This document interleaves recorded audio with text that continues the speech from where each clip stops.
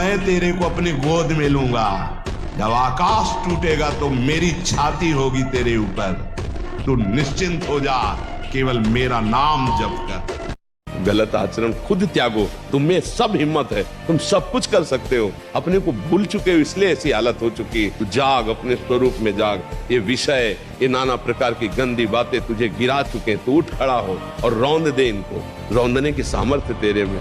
कुसंग के कारण तू इतना कमजोर हो चुका है। अब सत्संग भगवान ने दिया, आप पर कृपा न होती तो सत्संग न मिलता। अब सुधार कर लो। और ब्रह्मचारी के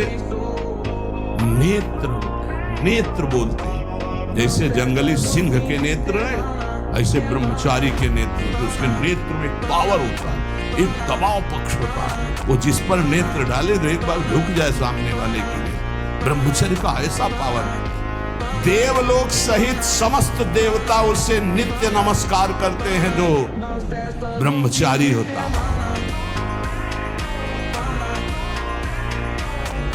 बहादुर आदमी चोट लगने पर और खूंखार होता है। कायर आदमी एक बूंद खून देखेगा दैया रे भाग गया। तो ये कायरों का मार्ग थोड़ी है, सूरवीरों का मार्ग है। अगर कहीं भी हम झुकते तो हम सावधान होते हैं। इसलिए कहते डरना नहीं, अन्य आश्रय लेना नहीं और राधा राधा भूलना नहीं। विजय श्री चरण चूम लेगी। विश्वास करो, बहुत सरल और सीधा मार्ग है।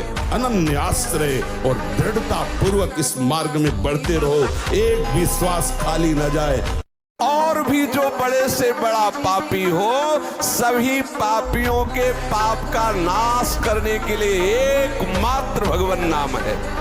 जो हरि नाम का उच्चारण कर देते हैं, कृष्ण नाम का उच्चारण करते हैं, राम नाम का उच्चारण करते हैं, नारायण नाम का उच्चारण करते हैं, उसी क्षण वो समस्त पापों से मुक्त हो जाते हैं।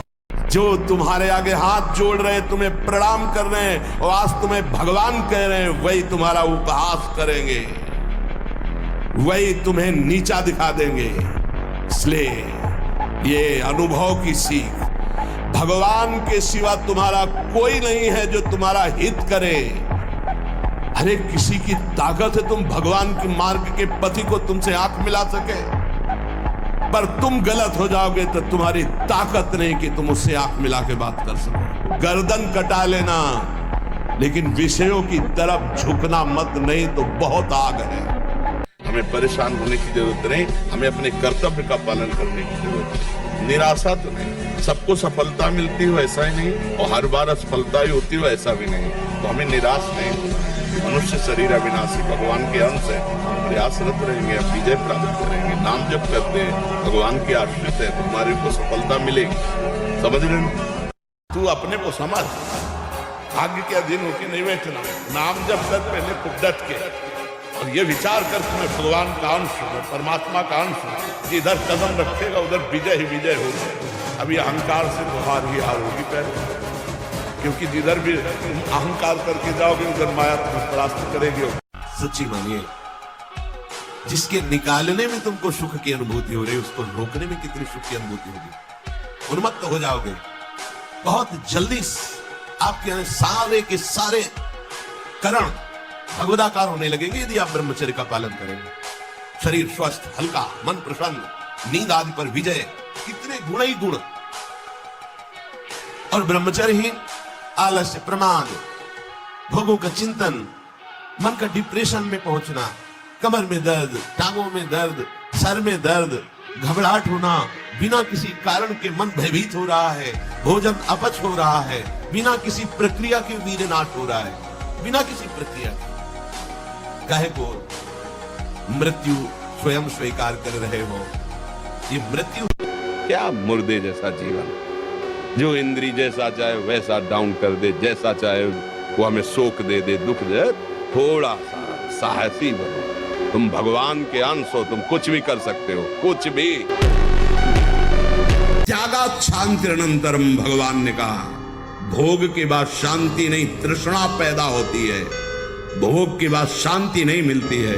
कुछ क्षण के लिए वो कामना का भोग किया इसलिए शांत लगता है, फिर उसके बाद जो उसकी तृष्णा पैदा होगी, वो तांडव देख रहे उस तृष्णा का पशुवताचरण। हम बातें बड़ी ऊंची ऊंची धर्म की करते हैं, लेकिन नींव नहीं है धर्म की। ये ब्रह्मचर्य पूर्ण जीवन के लिए अमृत पद है, चाहे गृहस्थी में हो, चाहे व्यापारी हो, चाहे किसान हो, चाहे और विरक्त मार्ग का तो यही मुख्य ऐसा आधार है जिसके ऊपर वो विविध प्रकार की दैवी संपदा का अनुभव करता है। पहला है जो आप देख रहे हैं, सुन रहे हैं, बोल रहे हैं, वो कामोत्तेजना वाला नहीं होना चाहिए, क्योंकि उससे आपके मन में संकल्प बनेगा।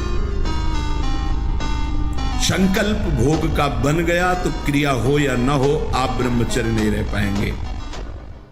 हर विषय में आसक्ति रूपी जहर है, मत भोग। ये जहर जन्म जन्मांतर बढ़ता चला जाएगा। जब तक भोगों का चिंतन होगा, भोग क्रिया होगी, तब तक भगवदानंद नहीं मिलेगा। लिख लो इस बात। इसलिए अपनी वृत्ति को विषय भोगों के चिंतन से बचाओ, अपने शरीर को विषय भोग क्रिया से बचाओ। शरीर से सेवा करो, वृत्तियों से चिंतन करो, खूब सत्संग करो, भगवान की लीलाओं का गान करो, श्रवण करो, साधुओं के दर्शन करो, उनके वचन सुनो और एकांत में रहकर गुरु आदेश से उपासना करो। जब आप ऐसे चलेंगे तो विषय भोग आपको घृणास्पद लगने लगेगा। खड़े होने में चक्कर आना, कमर दर्द करना, गांठ दर्द करना, पढ़ाई में मन न लगना, भोजन अपाच्य, भोजन न पचने लगना, चिड़चिड़ा स्वभाव हो जाना, जरा सी बात में किसी को कटु वचन बोल देना, ये सब बातें आने लगेंगी। वीर शक्ति का ह्रास कर देते हैं, ये सब दोष आ जाते हैं। इससे बचना है तो आज भी हम कह रहे हैं, नाम जप शुरू कर दो, जोर जोर से नाम जप शुरू कर दो और गंदे आचरणों का त्याग कर दो। कि आपकी दृष्टि में पावर होना चाहिए। आप देख के मुस्कुरा दिए, आप ऐसे सरल ढंग से देख, कोई भी आपको बात करेगा, छेड़ेगा, परेशान करेगा। अंदर से भगवत चिंतन चल रहा है, सबके प्रति भगवत भाव है, लेकिन आपकी दृष्टि में बचाइए अपनी दृष्टि को, तो आपकी दृष्टि में सामर्थ्य आ जाएगी। ऐसे ही आप जो देखते रहते हैं, आपकी दृष्टि शक्तिहीन होती रहती है। संत अपनी दृष्टि को, जितना आप अपनी नेत्रेंद्रिय को फिर आप देखेंगे तो सामने वाले के अंदर जो अपराध वृत्ति भयभीत हो जाएगा। दृष्टि में बहुत ताकत। 5 वर्ष ब्रह्मचर्य रहे केवल इसलिए कि जो हमारी संतान हो वो बहुत देशभक्त, हरिभक्त, बलवान, विद्वान, ज्ञानवान हो, वो आप नियम से दोनों भजन करो और 5 वर्ष बाद गर्भाधान करके संतान उत्पत्ति के शास्त्र सिद्धांत अगर वो महापुरुष न पैदा हो तो बताना। बहुत होश में, ये मत सोचो कोई देख नहीं रहा। आज तुम बुरा कर रहे हो तो तुम्हारे पुण्य खर्चा हो रहे। जिस दिन तुम्हारे पुण्य खत्म हुए, अभी का पाप और पीछे का पाप मिलेगा, कोई त्रिभुवन में नहीं जो तुम्हें बचा सकेगा। भजन के लिए हम कह देते हैं हमारा मन नहीं लगता, संयम के लिए कह देते हैं हमारे में ताकत नहीं, और गलत मार्ग में चलने के लिए पूरी ताकत है, पूरी ताकत। 3 घंटे फिल्म देखने के लिए बिल्कुल दिमाग में कोई परेशानी नहीं, 1 घंटे भागवत पढ़ने के लिए दिमाग खराब होने लगेगा। भक्ति का परम विरोधी शत्रु ये काम बख्शने वाला नहीं, ये बहुत भयानक शत्रु है काम। प्रायः मार के गिरा देता है, आगे नहीं बढ़ने देता। ये काम शत्रु ऐसा सबसे बड़ा भयंकर ये राक्षस है। ये इतना खाता है फिर भी कभी अघाता नहीं, अर्थात चाहे जितना भोग लो कभी तृप्ति होने वाली ही नहीं है। भगवान ने इससे बहुत बड़ा वैरी कहा है गीता जी में, और अर्जुन से कहा मार इस दुश्मन को, मार सबसे पहले इस काम को गिरा। प्यारे उस दिन को याद करो जिस दिन तुम्हारा आखिरी समय होगा, ना तुम्हारा फार्म हाउस जाएगा, ना महल तुम्हारा जाएगा, ना बैंक बैलेंस जाएगा, ना कोई व्यक्ति और ना ये शरीर। अब तुम्हारे कर्म तुमको भोगवाएंगे। सोच में बैठे चले जाओ, उसको ब्रेक लगाओ, तुम्हारे अधीन है वो, तुम उसके अधीन नहीं हो। जागो, अभी सो रहे हो, जागो, उसको अधीन करो।